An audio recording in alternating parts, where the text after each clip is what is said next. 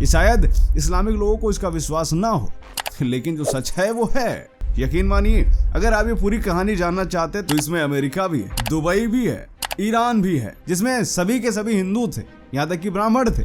वो Mecca Medina की मस्जिद में पहुंच गए थे। आपको बता दें कि सऊदी सरकार ने अब तक तमाम ऐसी साइटों को तुड़वा दिया है। 95% काबा तुड़वाया जा चुका है और इस पर कई डॉक्यूमेंट्रीज बन चुकी हैं। तो उसकी सजा सीधे तौर पर मौत है। और सऊदी अरब में अगर कोई ऐसा करता है तो उसको सीधे तौर पर मौत दी जाएगी। अब टाइम बदला है, मोदी जी का शासनकाल आया है, यानी ईरान ये चाहता है कि इस्लाम के खलीफा हम बने। सऊदी अरब को हमेशा से ये डर सताता है कि कहीं ईरान जैसी चीज हमारे यहाँ भी ना हो जाए। मोहम्मद बिन सलमान को जब भी कोई क्रांति या बगावत के सुर दिखते हैं तो उसको वहीं पर कुचल दिए जाते हैं। पूरे संयुक्त अरब अमीरात में आपको इस्लाम का बस नाम ही देखने को मिलेगा। अब सऊदी अरब भी उसी राह पर चल पड़ा है, लेकिन दुबई सहित पूरा संयुक्त अरब अमीरात ये समझ गया कि अब तेल पर रहने का कोई मतलब नहीं है, तो इसीलिए वो एक्स मुस्लिम बन रहे हैं। मतलब वो मुस्लिम नहीं रहे हैं, लेकिन किसी दूसरे धर्म की इबादत वो नहीं कर सकते। Let's begin.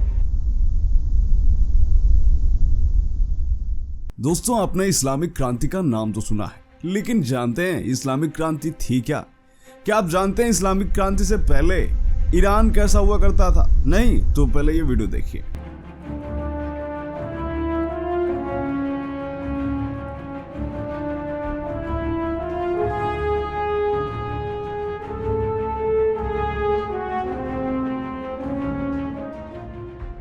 तो ऐसा हुआ करता था ईरान इस्लामिक क्रांति से पहले, यानी उस समय ईरान इतना मॉडर्न हो चुका था जितना आज का अमेरिका है। इतना मॉडर्न और विकसित होने के बाद आज ईरान ऐसा हो चुका है कि महिलाओं को सही से शिक्षा का अधिकार नहीं है।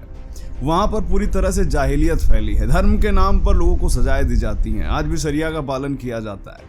वहां पर अभी जो राष्ट्रपति मरा है ईरान का, उसने कितने लोगों को फांसी दी है, इसकी गवाही ये आर्टिकल्स दे रहे हैं। हजारों लोगों को धर्म के नाम पर सूली पर चढ़ाने वाला ये कसाई जब मरा तो ईरान में पटाखे फोड़े जा रहे थे। सऊदी अरब भी जश्न मना रहा था।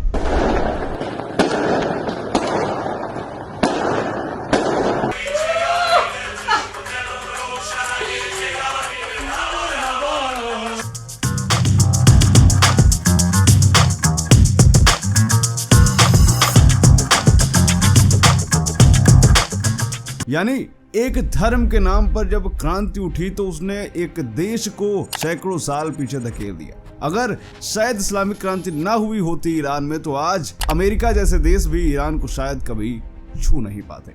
लेकिन आज का हमारा टॉपिक ईरान नहीं है, आज का हमारा टॉपिक है सऊदी अरब। आखिर क्यों सऊदी अरब के क्राउन प्रिंस मोहम्मद बिन सलमान ने छोड़ दिया है इस्लाम?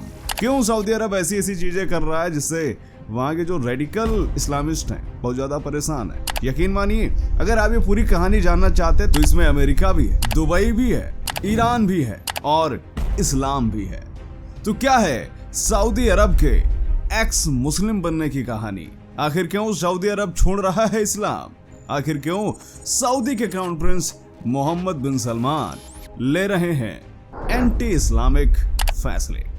स्टार्ट करते हैं ये वीडियो। मेरा नाम है धीरेन्द्र। Let's begin. तो दोस्तों, सबसे पहले आपको सऊदी अरब का एक कॉन्सेप्ट समझाने से पहले मुझे आपको समझाना पड़ेगा कि आखिर ईरान और सऊदी अरब में हमेशा ठनी क्यों रहती है। दरअसल सऊदी अरब नया नवेला बना देश है। नया नवेला क्यों? क्योंकि इसको बने हुए अभी 100 साल भी नहीं हुए। ईरान कहता है कि हम इस्लाम के असली वारिस हैं।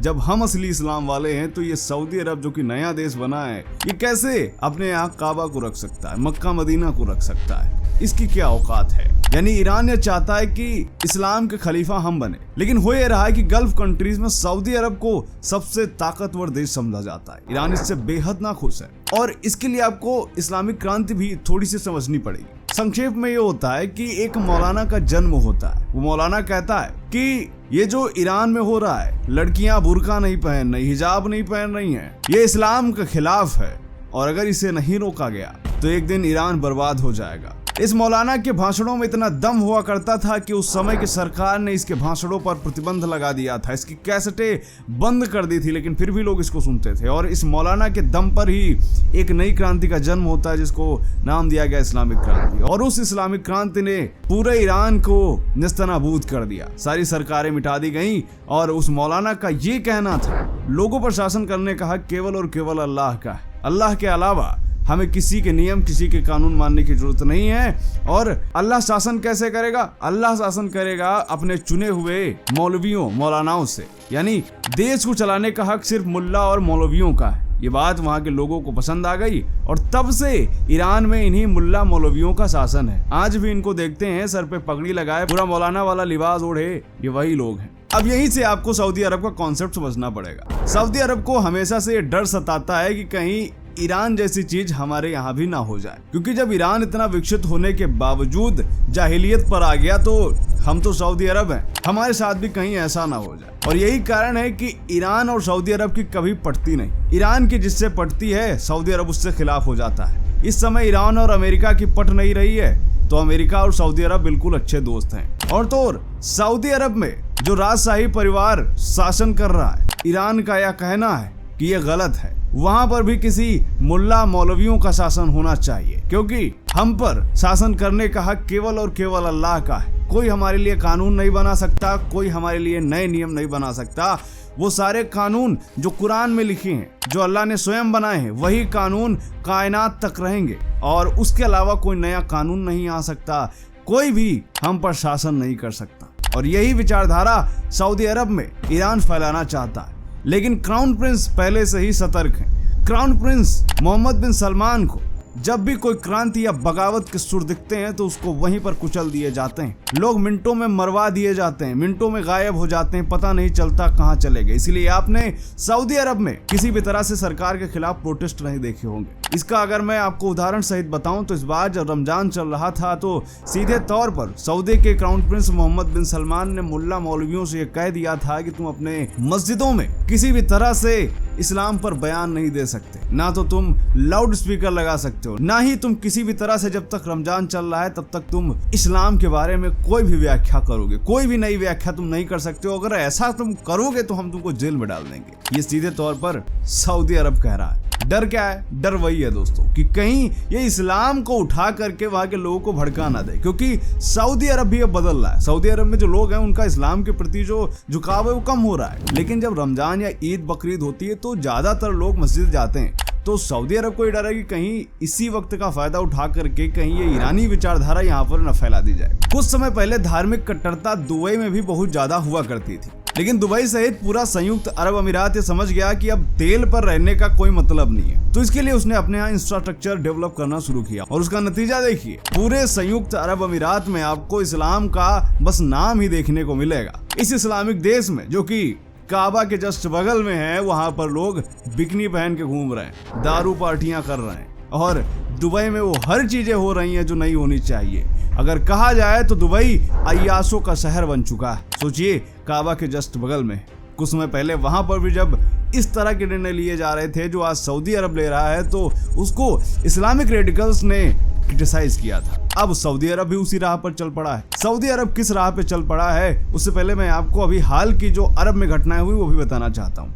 अभी अरब में मंदिर बना था संयुक्त अरब अमीरात में। उसके बाद अभी बाबा धीरेन्द्र कृष्ण शास्त्री जी को भी बुला लिया गया। वही बाबा जी जिनको भारत में कहा जाता है कि मुस्लिमों के खिलाफ बोलते हैं, हिंदू राष्ट्र की बात करते हैं। इसी से आप समझ सकते हैं कि एक इस्लामिक देश को इस्लाम से कोई मतलब नहीं है, उसको बस अपने देश से मतलब है। और अब क्राउन प्रिंस मोहम्मद बिन सलमान ये भी समझ चुके हैं कि अगर हमने टूरिज्म का रास्ता नहीं पकड़ा, इंफ्रास्ट्रक्चर का रास्ता नहीं पकड़ा और जाहिलियत का रास्ता नहीं छोड़ा तो वो दिन दूर नहीं जब हम भी कटोरा लेकर के भीख मांगने वालों की लाइन में खड़े होंगे। तो क्या करा है सऊदी अरब ने? चलिए जानते हैं सऊदी अरब ने क्या करा है। अभी कुछ दिनों पहले अपने यहाँ जो सिलेबस था स्कूल और यूनिवर्सिटीज का, उसमें चेंजेस करा है। बहुत भारी चेंजेस करे हैं दोस्तों। चेंजेस ये करें कि अब तुमको सिर्फ इस्लाम की बात नहीं बताई जाएगी, अब तुमको पढ़ना पड़ेगा बुद्धिज्म के बारे में, हिंदुज्म के बारे में भी, सिखों के बारे में भी, जैनों के बारे में भी, क्रिश्चियनिटी के बारे में भी और यहूदियों के बारे में भी पढ़ना पड़ेगा। ध्यान रहे, ये उस देश में हो रहा है जहाँ ये कहा जाता है कि अल्लाह के अलावा किसी को पूजने का हक किसी को नहीं है। अगर कोई पूछता है तो उसको मारो,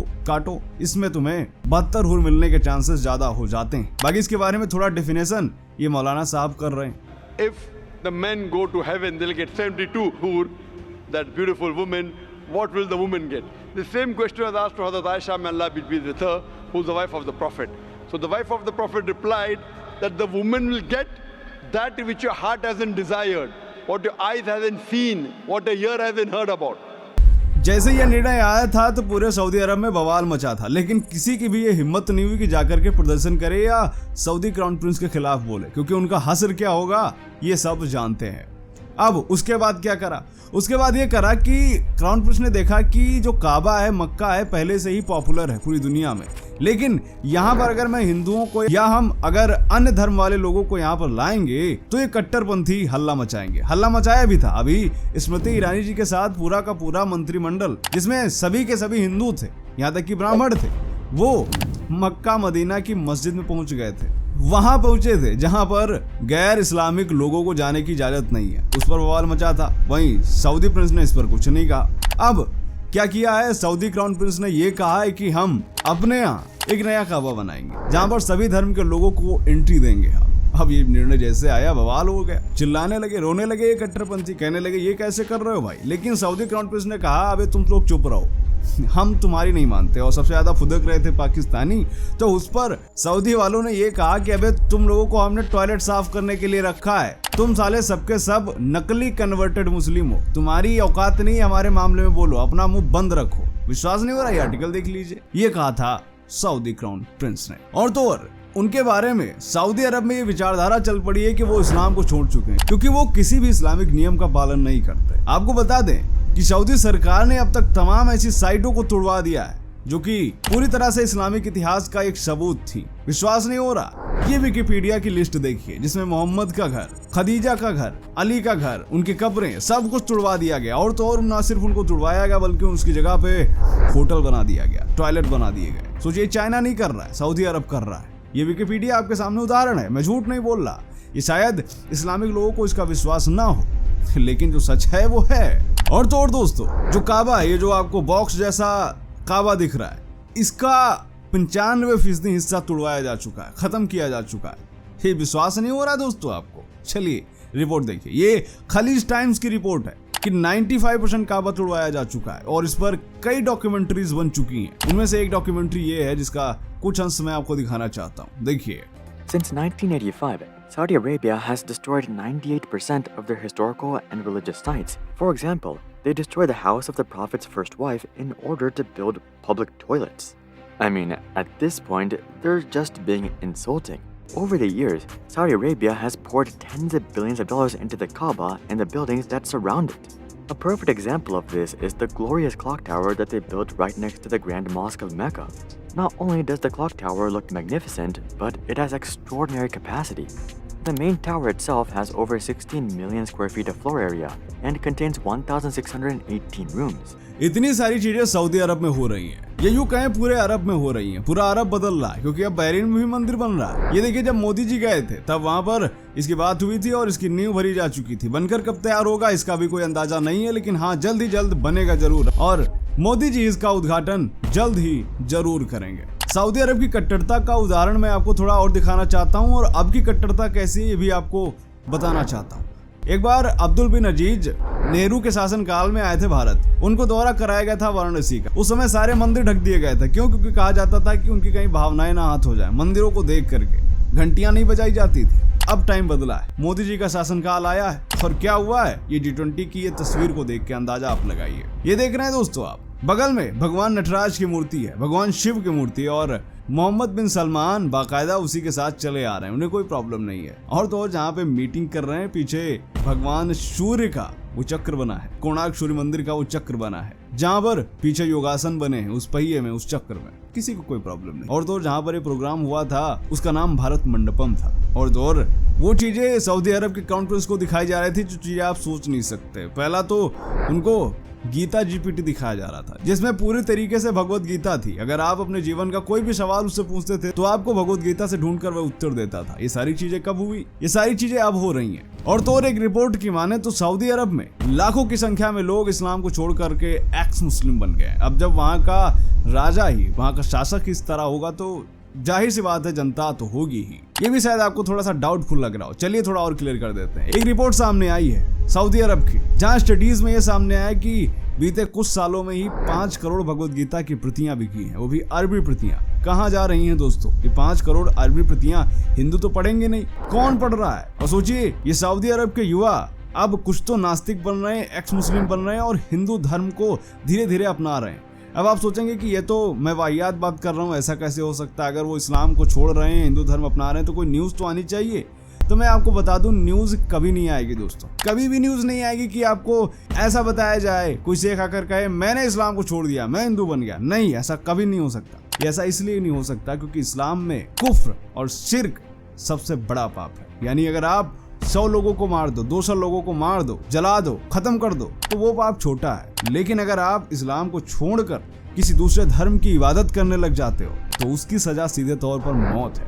और सऊदी अरब में अगर कोई ऐसा करता है तो उसको सीधे तौर पर मौत दी जाएगी। तो इसीलिए वो एक्स मुस्लिम बन रहे हैं, मतलब वो मुस्लिम नहीं रहे हैं लेकिन किसी दूसरे धर्म की इबादत वो नहीं कर सकते। तो ये है इस्लाम की सच्चाई सऊदी अरब में, और यही है मोहम्मद बिन सलमान के साथ भी, क्योंकि वो भी इस्लाम नहीं छोड़ सकते, क्योंकि पता है वहां पर भी कट्टरपंथी हैं। और अगर वो ज्यादा तौर पर एंटी इस्लामिक चीजें करने लग गए, उदाहरण के तौर पर उन्होंने अभी शराब के ठेके खुलवा दिए, सिनेमा हॉल खुलवा दिया, अब लेकिन सोचिए इसी के साथ साथ वो बहुत सी चीजें एंटी इस्लामिक करने लगे तो वो डर जरूर सच हो जाएगा जो ईरान में हुआ था। ऐसा ही कोई मौलाना जन्म लेगा और बता देगा कि ये तो इस्लाम के खिलाफ है, ये उस सरजमी पर ऐसी चीजें कर रहा है जहाँ पर काबा है, मक्का मदीना है, तो ये चीजें उनके खिलाफ पड़ जाएंगी। तो यही बात है, धीरे धीरे चेंज हो रहा है सऊदी अरब। और भी तमाम ऐसी चीजें हैं जो एंटी इस्लामिक कर चुका है सऊदी अरब, लेकिन लोगों को पता नहीं है। लेकिन हम है ना बताने के लिए। वीडियो कैसा लगा कमेंट करके बताइएगा।